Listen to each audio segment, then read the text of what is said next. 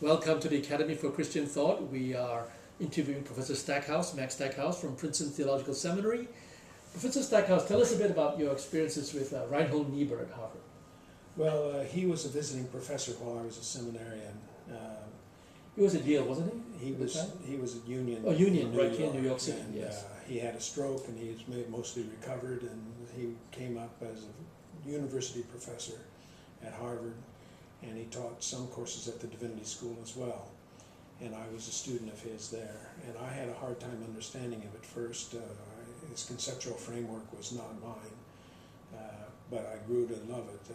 And he was very interested in having Christianity have to do with the sovereignty of God.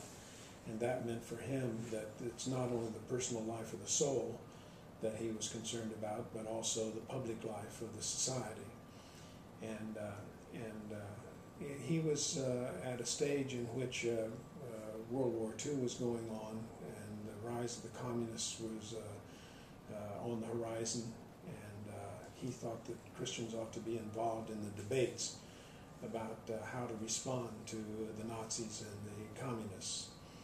And he was a genius at drawing together the classic doctrines of the faith and showing their connection to these crucial things for civilizational history. He also was no longer a nationalist. He was an internationalist, and he was involved in reaching out to people who were on the mission field and people who were in the ecumenical movements and people who were in other branches of the Christian faith, and trying to unite them in a conception of social responsibility. Now, if there was one thing that I could ask you about Reinhold Niebuhr, what were some of the theological impacts on your thinking that you received from Reinhold? Well, the vigorous concept of sin. He thought that the first line of his most famous book is "Man is his own most vicious problem," and that we have a tendency to deny that we're sinners and to prove our innocence all the time, and so that doctrine of sin. And when we want to cure the sin, we try to improve our own souls and improve our own morals, and don't turn to Christ. And he was interested in, he was very Christological, and he thought that only the power of Christ could resist this temptation to sin. What were some of the challenges that he faced in his lifetime on this very point on doctrine of sin? Well, pride and too political agenda. I think that he would say, at least I argued that he had a social theory of sin and grace, not only a political sense of sin and grace, and he sometimes became too political.